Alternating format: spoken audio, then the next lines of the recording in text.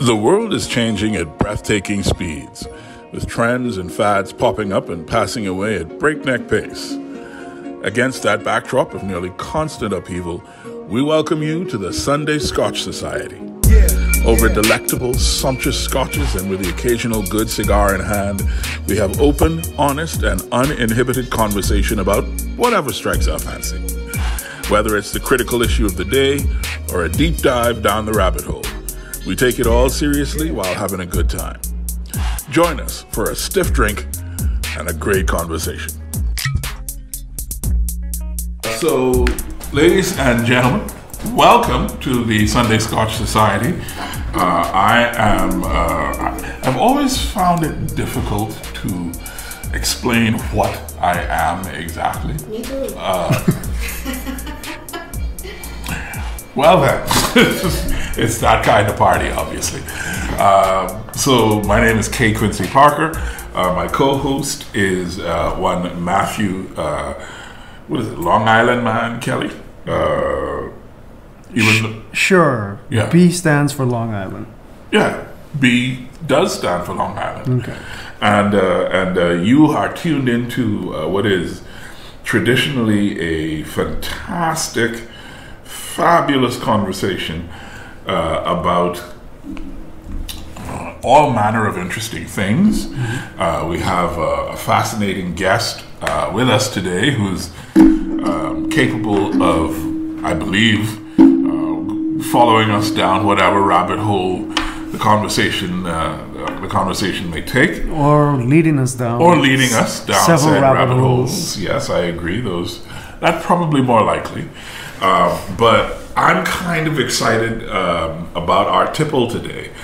But before we get to our tipple, which is something that I have never had, which to me is always fascinating and exciting, and I'm looking forward to it. I would like to, on your behalf, Matthew, welcome to the Sunday Scotch Society one Gillian Bethel. Welcome. Thanks, Quincy Parker. Don't forget my P. Fine. P. Gillian Bethel. The challenge that we're going to have today is I'm going to have to work very hard not to pay attention to this bourbon and get distracted. But I'm going to do the thing now. And the thing is... Woo! Be liberal.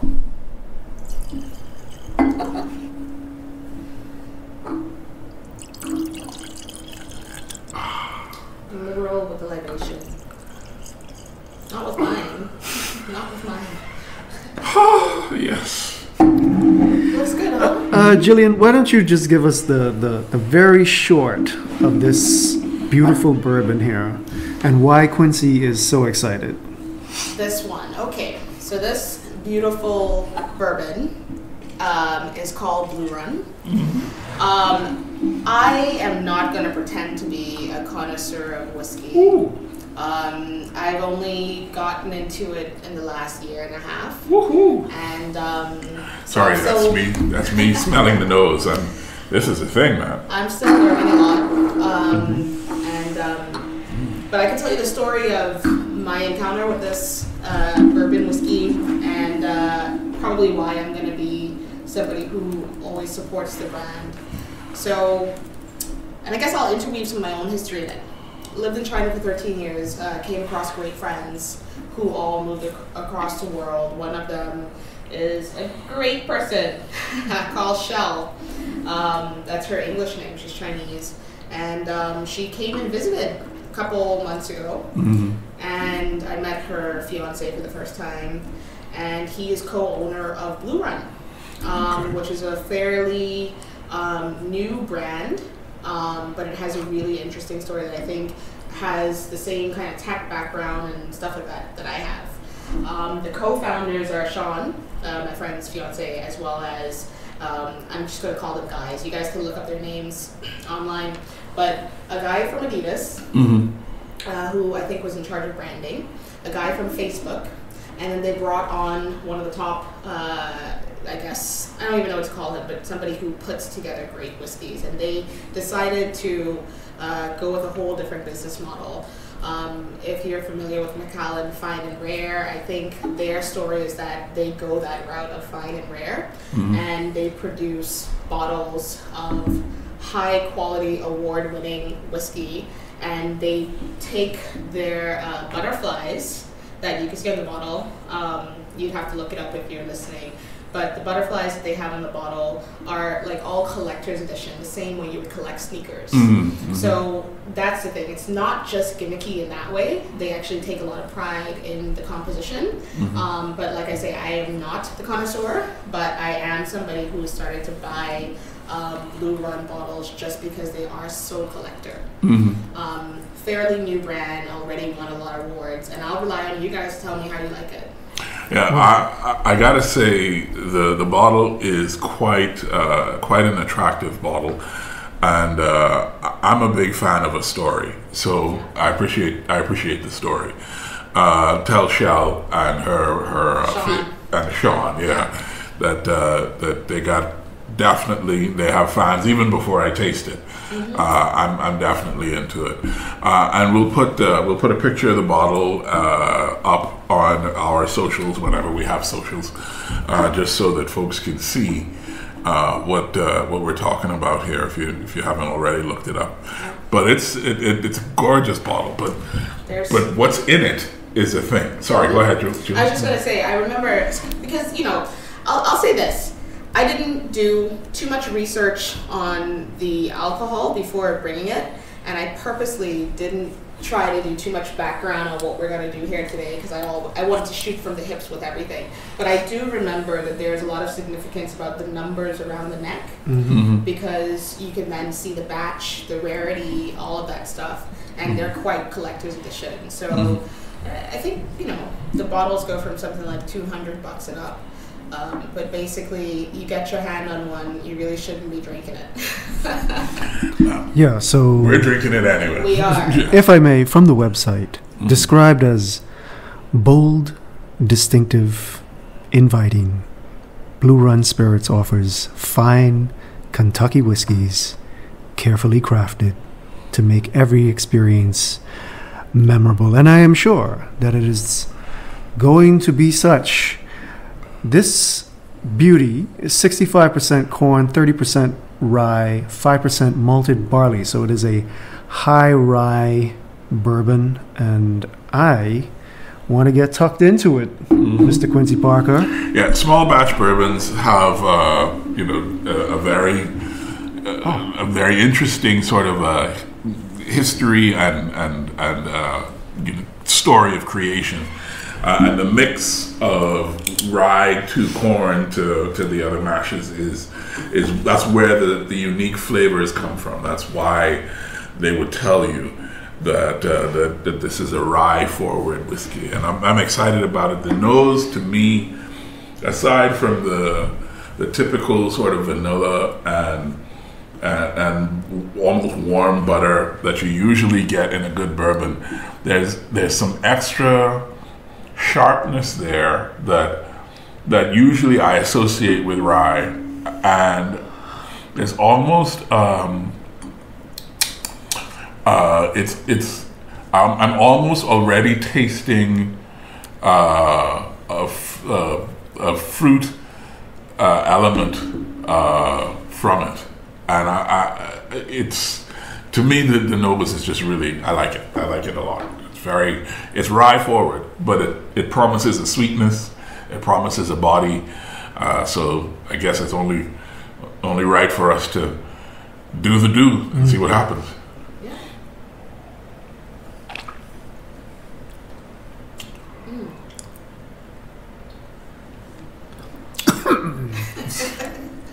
And candy. Yeah. That is good. Yeah. Wow. Definitely caramelly. Slight hint of apple. Okay, so first and foremost, let's be very clear.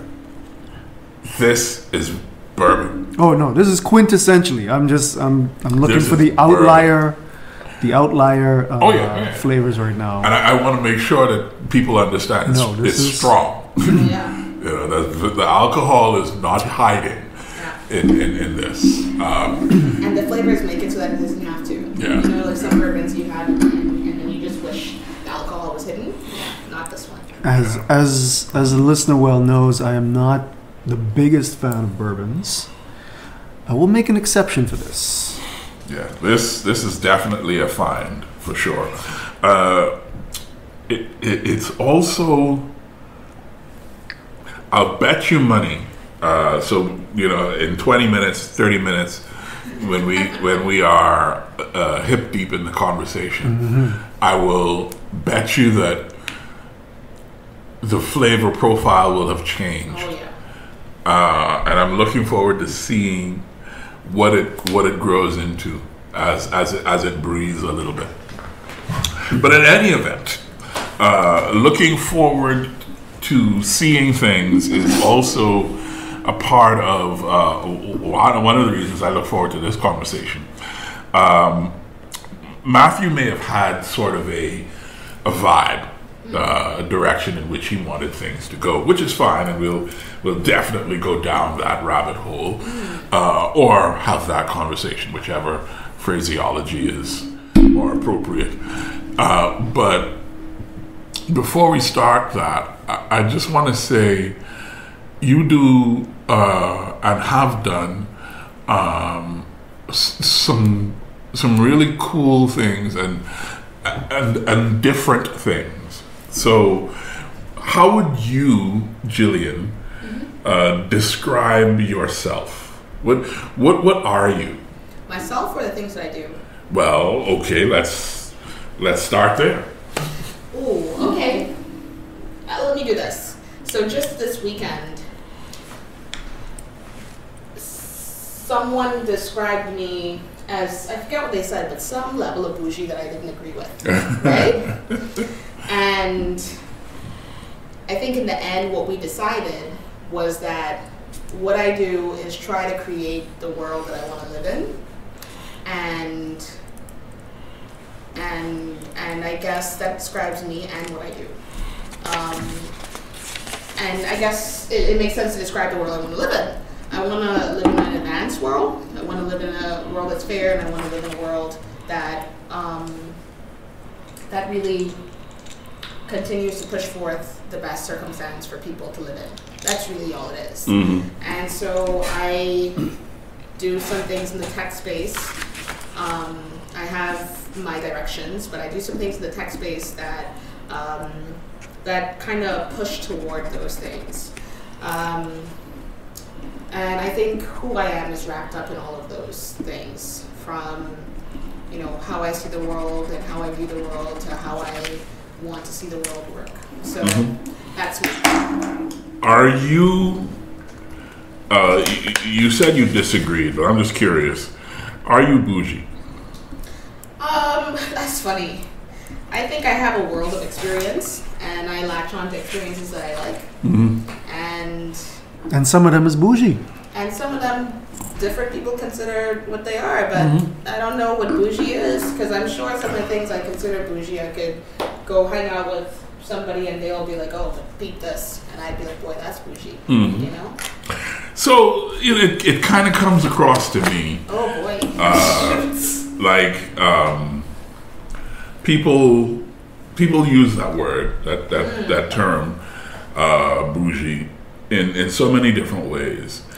And I guess why I'm drawn to comment on it is because it usually means that your experiences or your point of view or your actions are outside of what is considered the norm, in a way that is noteworthy, right? People take note of what you do, how you do it, what you say, how you say it, what you believe, and they say, well, that's not the same as the way everybody else does it.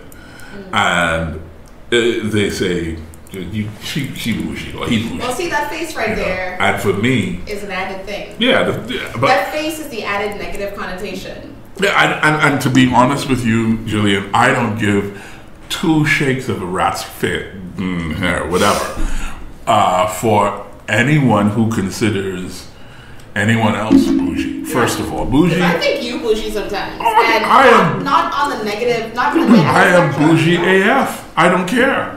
Yeah. And I don't care. And my point, I guess, is that people who call other people bougie have that's a personal issue with them.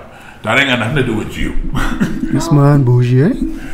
So Quincy, you know that I like to do a lot in the craft cocktail space, and I go all out to get the right flavors out. That's because I've tasted the right flavors, and sometimes I want to recreate the right flavors. And sometimes the flavors I want to recreate, they ain't the most glamorous flavors. I told you about what did I call it? A fried snapper. The fried snapper cocktail, yeah. Yeah, the fried snapper vodka tonic. And that's the most down-home drink I think I've ever made. But the process to making it was extremely bougie. But the outcome, probably not at all. What happened? What happened, Matthew? Say what you want to say. Just go ahead and say it. No, well, you know, the thing about noteworthiness in the idea of bougie, I think, misses that the negative connotation usually comes from not you liking higher end things, but you dismissing lower end things? Well, you see them as lower end. They're the norm for people. Yeah, but that's an assumption that people make. That's not a reality. I'm just saying this is when you detect a negative connotation, that is often what it is, and it is often a mild rebuke. Fair enough. That sort of thing. Which I don't know the context of your friend with that. I will offer a mild rebuke on the tragedy of mixed drinks cocktails, because of course those things are abominations. And there is only the one true neat is the way that you should drink things. Don't worry, people out there in Radio Land. Okay, so this sounds like Quincy. essential bougie to me. That's really what that sounds like.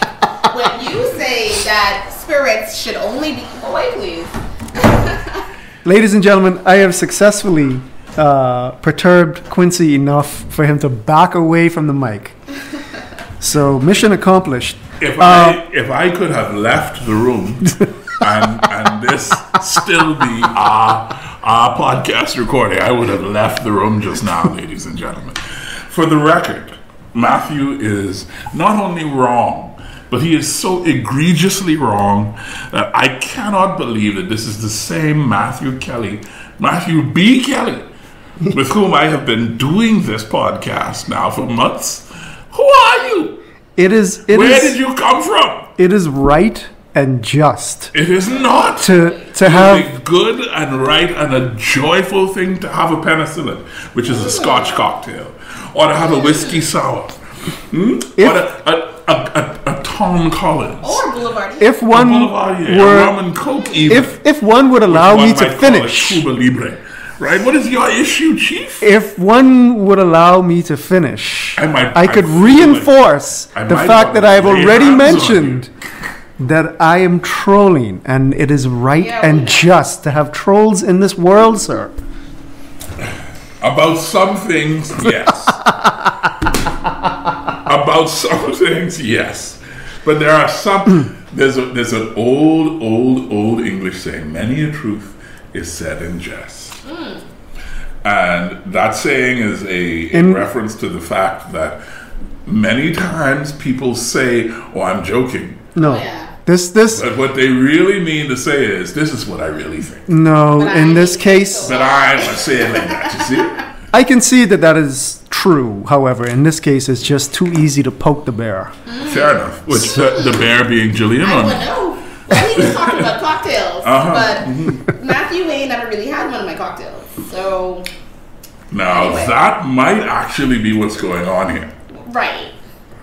Okay. I will add this to the bougie topic. What we came up with on the weekend was there has to be an element to bougie that is the fact that you haven't reached the pinnacle, and you may pretend that you have. And when we came down to that, and let me explain, because your face was like, what? But basically, I'm going off on a tangent. Let's get off of the bougie topic. No, well, okay. I reveal to you why I made such an egregious volley. So, we talking about bougie. A lot of tech is seen as, and often is, bougie. Oh yeah, a lot of tech, you said, right? Yes. Absolutely. So talk to me about Web3. Wait, no. No. I know exactly which where you're at. Yeah. So without me framing it further, I think you know where that comes from. Yeah. Tell me about it and why most of the Bahamas, most of the world may see it as a little bougie, a little yeah. Because Web3 is new. Web3 is cutting edge. Web3 is something that people see as glamorous because the knowledge of it belongs to a select few. The knowledge and the experience in it belongs to a select few. But the thing is, Web3 is for the masses. But I think a point that Matthew may be trying to get to is people look at Web3, and we could break it down to all half of its constituents. Web3, blockchain, Bitcoin, cryptocurrencies, distributed ledger, technology, digital assets. These things seem somehow like some level of magic that's going to make the world better, right? When you talk about, something is blockchain based, the whole world thinks, oh, great. When you talk about Web3, which is like this newer terminology in the space, people go, oh, that's the next level of it. This must be very, very great. And so I think my last comment just now about bougie was when you're in this almost elitist space and you make something that's not attainable. Now, the part or some level of it is unattainable by some people. So it is the knowledge space, it is the execution, it is the cutting edgeness of Web3 that could make it a little bit pretentious. Now, I do want to say this. I think another big point is because people say these things and they use Web3 as a catch-all savior for the tech space in some regards, or the payment space, or the money space, or maybe interoperability space, that it comes to a point where people want to use Web3 for everything. People want to use blockchain for everything. And sometimes it's not the best use case. Sometimes people go, let's throw that in there and make it super sexy. And there's really no need. Okay. May I pretty please? Sir, thank you. Continue. The Harvard Business Review. Oh boy. Says. Well, y'all pulling receipts. Web3 is being touted, and I'm quoting from an article here. Web3 is being touted as the future of the internet. Yeah. The vision for this new blockchain-based web includes, obviously, your cryptocurrencies, NFTs, DAOs, decentralized finance, more. It offers a read, write, own version of the web in which users have a financial stake in and more control over the web communities they belong to. Web3 promises to transform the experience of being online as dramatically as PCs and smartphones did. It's not, however, without risk. Some companies have entered the space only to face a backlash over the environmental impact and financial speculation and the potential for fraud that comes with Web3 projects. And while blockchain is offered as a solution to privacy, centralization, and financial exclusion concerns, it has created new versions of many of these problems. Companies need to consider both the pros and cons, the risks and benefits before diving in. I saw that in trying to sort of get for myself my head around how to talk to you about Web3, and that's, you know, I thought that was an interesting perspective to ask you to respond to. Matthew, I hope that's okay as a... I appreciate that frame, but in order not to automatically alienate a huge chunk of the listenership, can we say... Those are some big words. What the heck is Web3? Just succinctly. It's, The read-write version of the web is a good starting place, right? But what does that mean for us? right. So No, I'm not asking you. HBR Oh, has like some definitions, but that's your business. what? I would like In to a hear- sentence, Jillian. What is Web3? Oh, so Web3 is an evolution of the internet that takes the control away from a centralized few, right? And so maybe let me give an example. So that was my one sentence, but now here's the meat to add to the bones. Let's give this example, and this is something I was dabbling with this weekend, right? There's corn in there now. Now, your audience, this is regular radio? No, it's a podcast, so whoever just talk. Don't worry about that. They'll catch up. I'm talking about the level of rating and who's listening. And I'm saying just talk. Okay. Yeah. So, this is a great example that drives it home a little bit more than YouTube, and I think it's important to do that, right? What I was dabbling with is not this topic, but here's a great use case for everybody's understanding. The XXX web, right, is a space that has a lot of value, and it is a space that you have two sides that need a little bit more safety and a little bit more anonymity or pseudonymity. Oh, all of the looks right now. I asked you I am laughing because Quincy. Oh boy. Let me give y'all a second to laugh. I thought it was a little bit more mature. No, please. Quincy's writing down XXX web. And it's because I didn't want to be crass or coarse and just say porn. Ross, We got the challenge has nothing to do with what you are saying. Okay, great. What Matthew is chuckling because we've had some conversations with station management about language and content, and so I anticipate the podcast. Yeah, precisely. Right. But the podcast does air on Guardian Talk Radio. Oh so, boy. I anticipate another conversation. Listen, this is an adult show. This is something that exists in the world. It's an interesting example. Let me tell you, the reason I'm using it is because it has two very vulnerable sides to it who have to make a transaction. The person who is making money off of the videos that exist, and the person who's paying the money for the videos that exist. And this example really comes from two very separate conversations that I had at the weekend.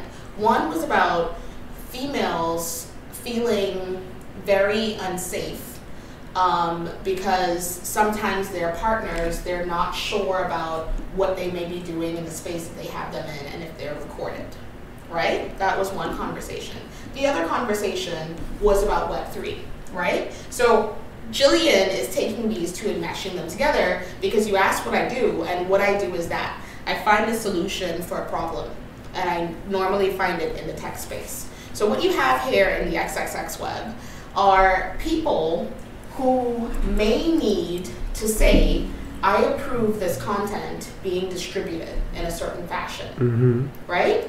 And those people approve with whatever terms and conditions they approve it with. In this case, we have performances that happen, and the people expect to be compensated for them. And they expect for them to go through certain channels, et cetera, et cetera.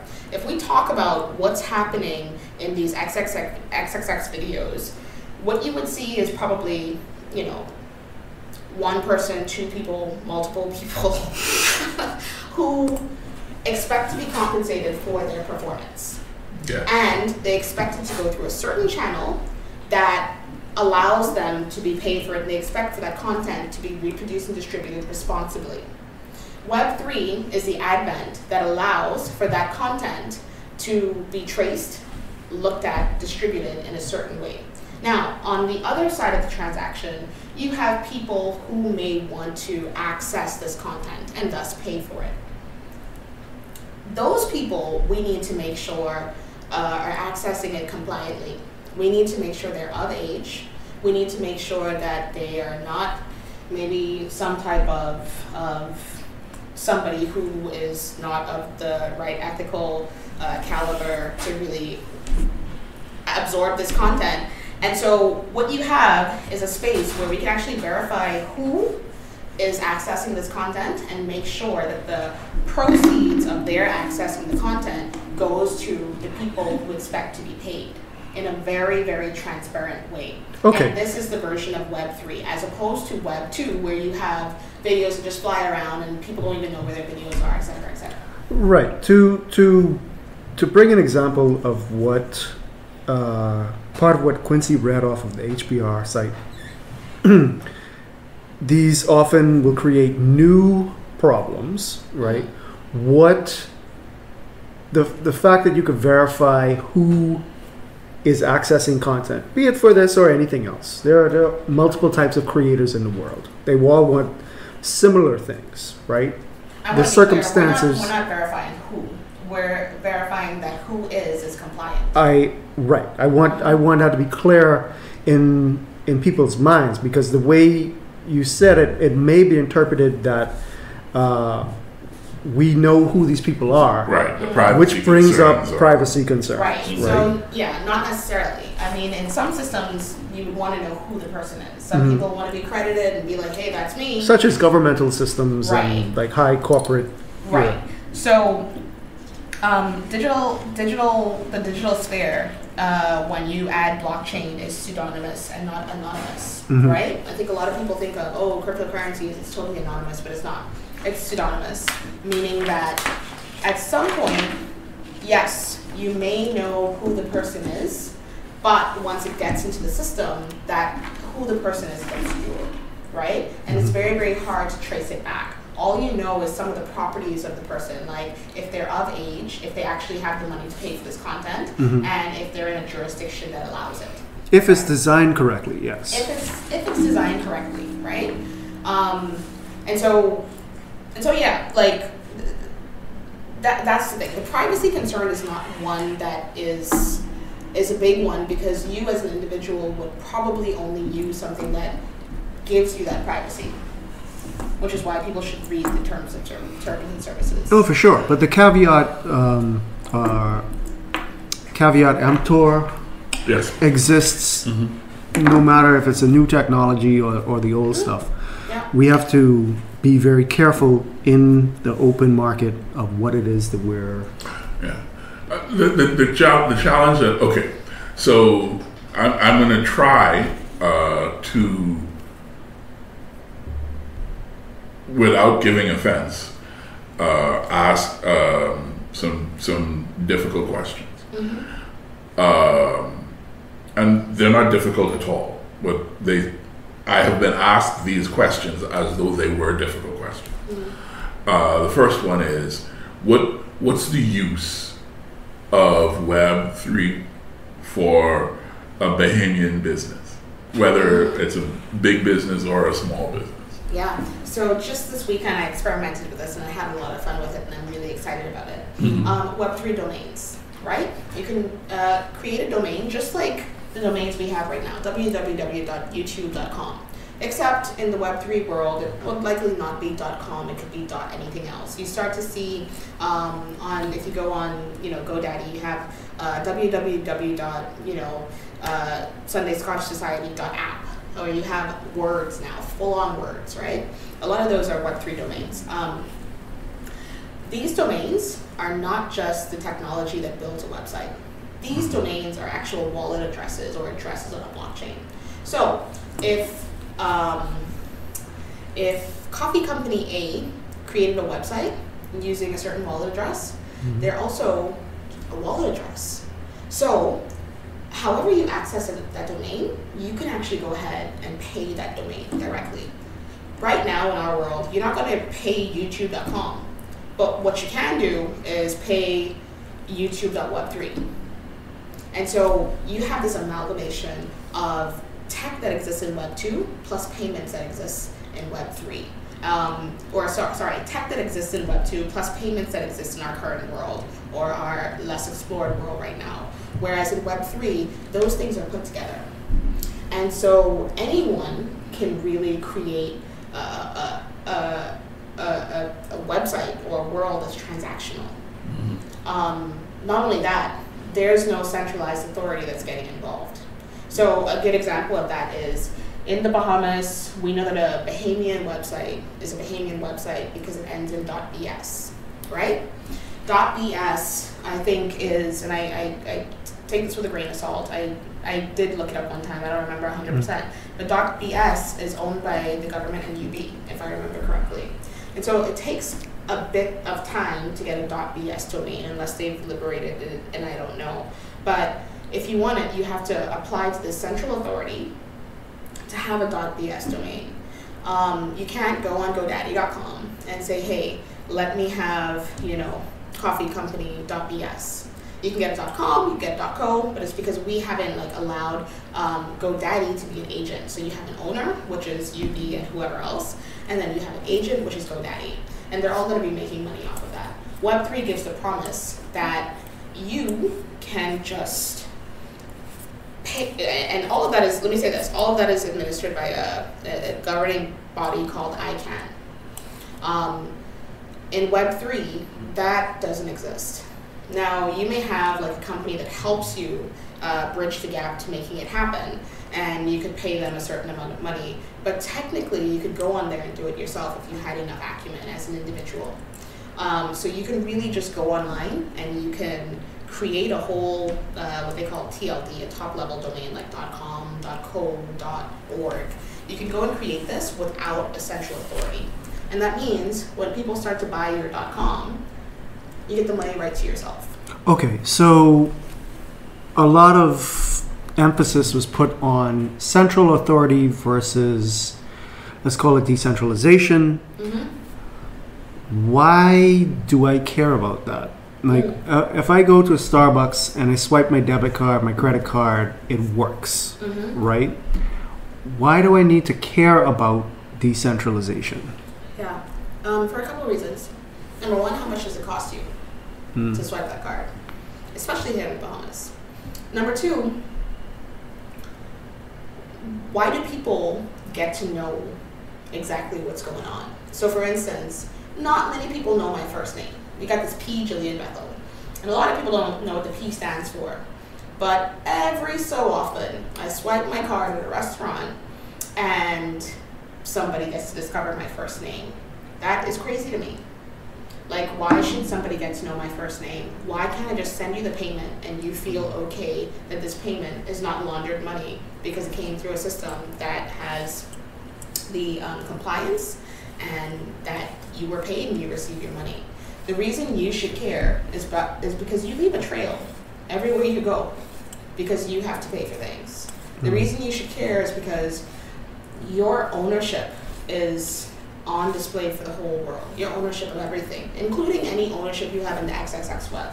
Do you really want people to know those things? Your subscription on Pornhub, it's out there for somebody to see.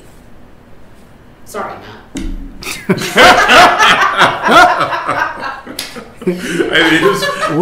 His face, man. My eyes. Listen,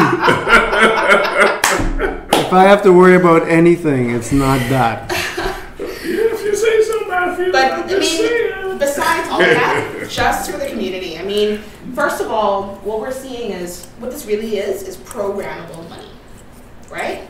This is a programmable system where any level of creativity. Quincy, you play music. You can take any combinations of the parts of music that you love and put it together and create something new. Right now, we have the ability to do that because you can now program money. And yeah, go ahead. But at the same time, right? Mm-hmm. So this technology is here, mm-hmm. right? And okay, the portion that we call crypto or cryptocurrencies, right? This is one of the things that you could spin up because of this set of technologies, right? And it has attracted, just like any new thing does. This is not special, mm-hmm. but it's attracted in the past, especially before the bubble, a lot of grifters. Yes. Okay, let's put that to the side. That's just human nature. You're gonna have a lot of these people come on. They're gonna get weeded out somehow, right? But these technologies exist. But in the Bahamian context, and a lot of the Caribbean context, we can't properly use this stuff. Is that true or not? Crypto or Web3? Can we properly? Well, portions thereof. So can I? It is my understanding that if I wanted to offer my services online, I could easily set up the technicals, setting up a way to be paid online with Bitcoin or other currencies, mm-hmm. is trivial to someone with a technical mind, right? And getting easier for everyday people as we go along. But it is my understanding that I am heavily discouraged, let's say, to be kind about it, mm-hmm. by the central authorities that exist in the Bahamas. Is that true or not? Can I, before you answer, Julian, is it heavily discouraged or is it actively prevented? It's heavily discouraged. I think it's heavily discouraged. Right. Now, here's the thing. So we have... Because it feels like actively presented. Like, we don't need to talk in I could be penalized. So if you want to call it active or, preventative. So listen, technology will never be behind regulation, right? So what I will say is that in the same way that you could go and create a domain, build a website on top of it, a Web3 domain, build a website on top of it, and give a service, you're going to earn funds in cryptocurrency. Mm-hmm. What we have and what's heavily discouraged is, not heavily discouraged, it's by law, you have to declare any foreign assets you have. And so when you get these foreign assets, you should be declaring it. Mm-hmm. If there is anything that's specifically... And to be clear, just for clarification, cryptocurrency is classified as a foreign asset. Any currency asset that is not Bahamian is a foreign asset. So yes. Mm-hmm. So if you earn cryptocurrency, you should be declaring it. But again, tech is so far ahead of regulation in some instances that you may be, DAOs, you just talked about DAOs. If you work for a DAO, you're earning only in cryptocurrency. And some people in the Bahamas rely on that. They should technically be declaring this to the central bank. I don't even have an issue with the declaration part of it, right? Yeah. But there are... Okay, if I wanted to transact between myself and a client here, for instance, right? Mm-hmm. And I do that in Bitcoin. Yeah. Just to keep it super simple, right? Mm-hmm. It is not so much the declaration that I'm being paid in that. It is... The declaration is about possession as a resident in the Bahamas. Right. It is my understanding, though, that I should not be accepting that from another Bahamian resident. Is that not the case? I think we're getting into interpretation here. But Well, this is my problem, right? Yeah. So the wider issue is just starting to get there is a lack of clarity around this, right? Yeah. And despite the fact that we had a conference sponsored by the Bahamian government, right, around these supposedly around the issues of Web3, right? In my view, it was the same old playbook, and what was really on offer at the conference was, look, foreigners, bring your foreign direct investment in this new sector in here, but the fact that it's a new set of technologies is not for us Bahamians. We don't care about that so much. We just want you to domicile here so that we could have our tax base and a little bit of prestige, etc. So if you want to get real, here's the realness about this. The advent of distributed ledger technologies that are decentralized means that any Bahamian really can get involved however they want in the context that they want. There is no central authority, and we have open internet. So it takes Bahamians learning, and it takes Bahamians digging in and doing the work to get access to what they want access to, frankly, right? Now, your other point about this FDI, if we don't dig down and really, really think about it, we can say that. And when we say that, we can say it in a way that, maybe that's all the government want or something like that. But the truth is, it's the low-hanging fruit. If you have a populace that is not well versed in the technology to a point that they are using it to earn income for their families, right? Let's ignore for a second the issues that we have with exchanging it into a currency that's usable. Because if enough people were doing it, you could peer-to-peer all day because everybody has it. So we could throw that argument out of the window that there's nowhere to exchange it, right? If enough people had cryptocurrencies, they would have no problem using it as a medium of exchange, right? So let's imagine a world where, and we don't have to imagine it is what it is, when not enough people have the knowledge and ability to engage with this Web3 space and earn an income. The best thing for the government to do as the low-hanging fruit is to welcome the knowledge share, welcome the industry. Eventually, more and more people will start to understand it. Listen, now, before any of y'all say anything, I am the first person to say I'm tired of governments, saying Bahamians get jobs. Get jobs, get jobs. Let's make sure Bahamians get jobs. But in this instance, I think the argument is flipped on its head, because if you can't, and they're doing it too, they announced a partnership with UB and Cambridge. If you can't get the populace educated enough to take advantage of this new asset class and their access to it, then you have to lead them to the water. And in this instance, jobs is the way to go. So let me respond to that with the statement that I hear you. I see your argument. If we're playing poker, I'm going to call you. Mm-hmm. And here's my hand. Mm-hmm. I bet you I got a full house though. I'm sure you do. Mm-hmm. The government of the Bahamas has touted foreign direct investment in tourism since the 1950s. Yeah. As it's great. I mean, Pendleton called it the goose that laid the golden egg. Mm-hmm. And every prime minister since has continued to embrace it as the goose that laid the golden egg. Mm-hmm. The paradigm that you have proposed is to welcome the foreign direct investment in, and that through osmosis, people will learn how to do it and then do it for themselves. If they want, yeah.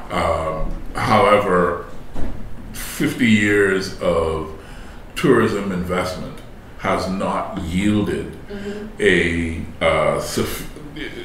significantly increased Bahamian ownership in the tourism sector, except for jobs, and more jobs. Yeah. So there must be another there must be another component in the equation. There is. That's not just welcoming the FDI in and hoping that their presence will somehow metastasize to create, So Quincy. Oh, just before you. Sorry. What the heck? Why are you laughing? Metastasize. Why would I not laugh? Fair point. Metastases are not a funny thing. Anyway, so I think that's his point. The word is not the appropriate word in that circumstance, but it's okay. Quincy, or it is appropriate if you're following my logic. But okay, go ahead. The full house here is decentralization, right? Now, whether the government knows this and plans this to a T and realizes that this is the golden egg in this situation, decentralization makes it so that every Bahamian, if they wanted to, could join in. And it is the antithesis of a decentralized web, which is Web 3, to have reliance on the government to cause any type of implementation and growth. And so tourism, on the other hand, you talk about any type of ownership. The government had the BDR, the government had a whole bunch of agreements, and those were things that were extremely centralized. Those were things that, as a Bahamian, you still can't go in the casino. There's a huge line of demarcation that is centralization. Whereas in this Web 3 world, the reason why getting a job in the space gets you a little bit closer is because you jump into the experience. You may learn about the experience. We're not just talking about crypto exchanges. We're not just talking about FTX, right? We're talking about a situation, an infrastructure that is decentralized, and each part of it that you want to be involved in, you can be. Whether it's minting your music and having that pushed out there for everybody to enjoy, or whatever, because now it's become the web. It's not just a currency. You now have that line of demarcation that exists in tourism for Bahamians disappearing in the financial system that exists for Bahamians, in the every other system that the internet can be used for, the digital subscription system, all of this stuff. What's DJ? What's the DJ Overdose? Oh. DJ Overdose can go online, DJ a set, and be paid for it, for all the people who streams his content, and he would be getting foreign currency. DJ Overdose needs only to come to Crypto Isle and say, Jillian, how do I do this? Shameless plug. I saw that. Jillian, how do I do this? I want to do this. And then what exists, the red tape that exists, is that he will have to take his earnings and declare it to the central bank. This is a decentralized space, but it takes somebody gaining that exposure, which is what jobs can give to the masses. It takes somebody gaining that exposure in order to leverage it in a way that Bahamians can pass on the knowledge to each other and really take advantage of it. So whether intentional or not, it is a good move. It's just up to us. And you know what? I have a little bit of a gripe with Bahamians, and I may have started off being on the other side of this gripe, but we have some. It's not the most advanced, but we do have some advanced technology. We have Sand Dollar. Bahamians don't go out there and use it.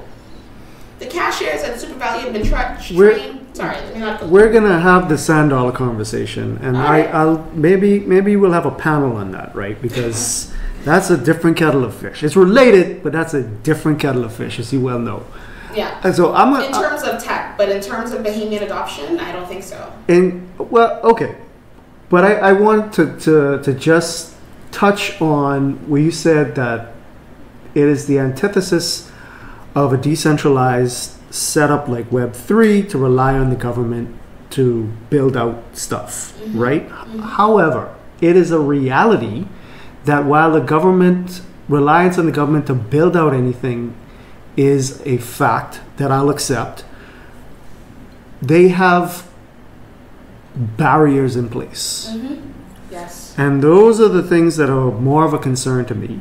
And I believe it's Chesterson's fence. I don't quote me on it, but I don't even know what that means. But the basic idea, I really probably got the name wrong. No, I think you're right. If you come upon a fence, before you take it down, you should find out why the hell this fence is here. There, yeah. Right? So You're going in a direction that I don't know.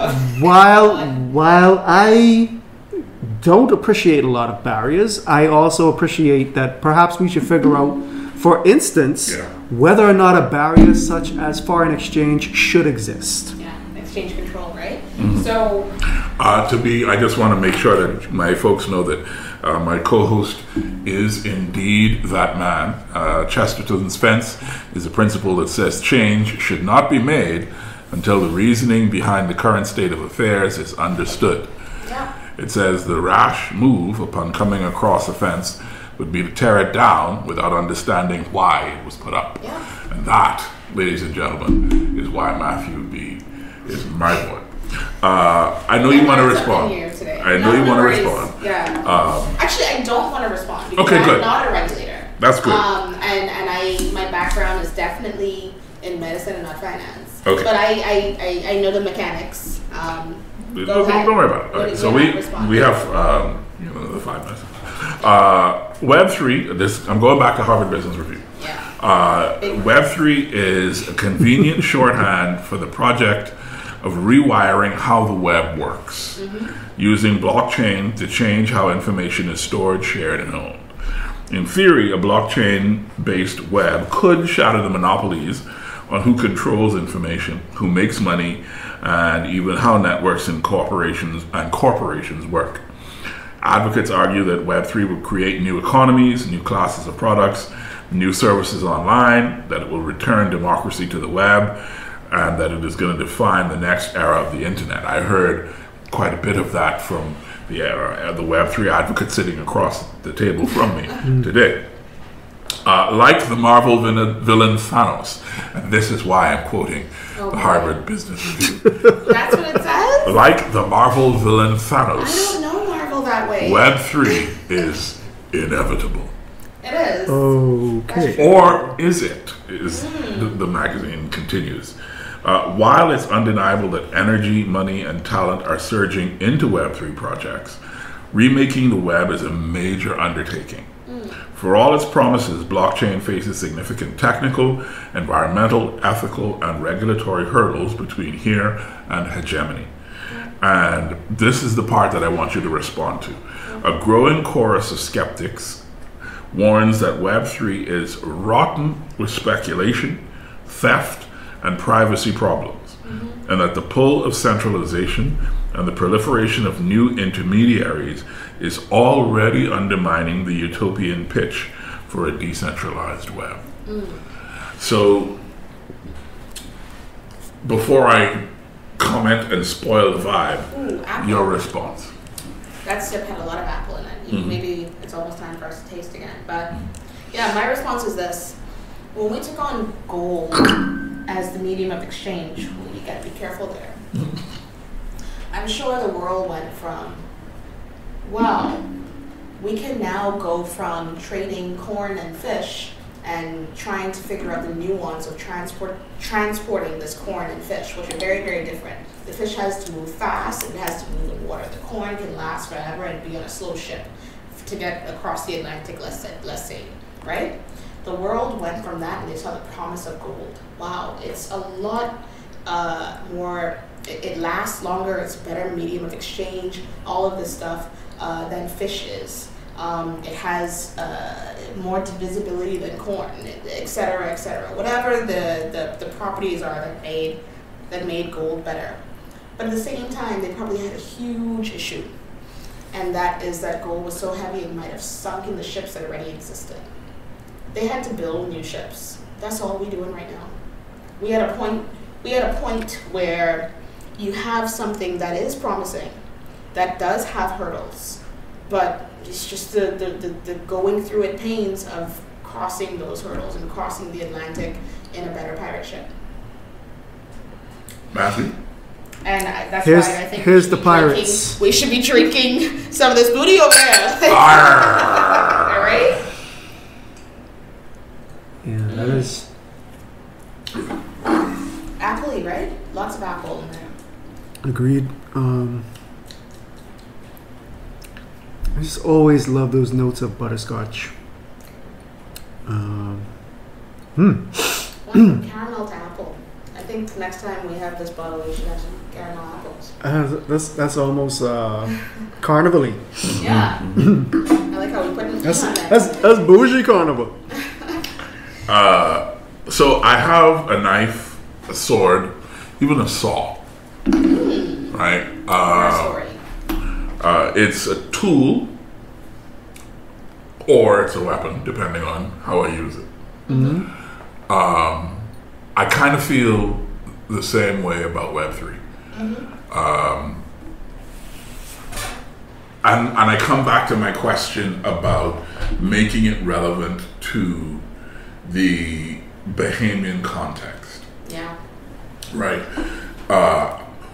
So you have this thing with sharp edges that you can, employ in a manner that either harms or benefits any number of people. So what do you do to make sure that it is a beneficial interaction and not somebody getting stabbed in the eye? Yeah. Or chopping off 2 fingers or whatever the case may be. Yeah, you may want to wait before you deploy as opposed to employ, right? But you may want to wait because, like I say, we're building the ships that hold the gold right now. The thing is, the Bahamas is taking the charge in building the ships. We're building this regulatory regime that will take that gold, cradle it, and make sure it's safe and that it doesn't sink with Titanic, right? That's what we're doing. It would be smart of anyone to wait until the ship is built before they try to take all their gold across the Atlantic, right? It would be smart of the government to wait before you use Web3 to help with NIB or customs or anything like this. It's just not at the stage yet. We can get to that stage, but nobody is saying that you have to do it now. But I think what we have to realize is the reason we're talking about it so much now in the Bahamas is because we are the people who are cutting down the lumber, shaving the wood, and shaping that ship. We're among the top boat builders right now in the Web3 space. And so if you're asking... From a regulatory perspective. From sure. a regulatory perspective, right? So if you're asking that question about, waiting to employ it, we are not waiting to employ the regulatory side, but to deploy Web3 and incorporate it in the systems that we have in the Bahamas. The way that we mitigate those risks is to wait. Gotcha. All right. Matthew? Jillian, I look forward to having you on again. Yeah, maybe I'll have a different bottle of Blue Run. Yeah. Listen, tell Shell and Sean that this is a vibe. We are definitely fans. Yeah. And if they want to create some kind of relationship with the Sunday Scotch Society, we are all about it, baby. Matthew, the Web3 conversation has opened. I'm sure that any number of our mutual acquaintances will have comments, and I guess we can open the chair to them as well. But I'm glad we kicked it off with you, Julian. Thank you very much. Absolutely. And I guess that's going to do it for us today. Thank you guys so much. Ciao. Das Darovia, as they say in Russian. I will say Skol then. Stand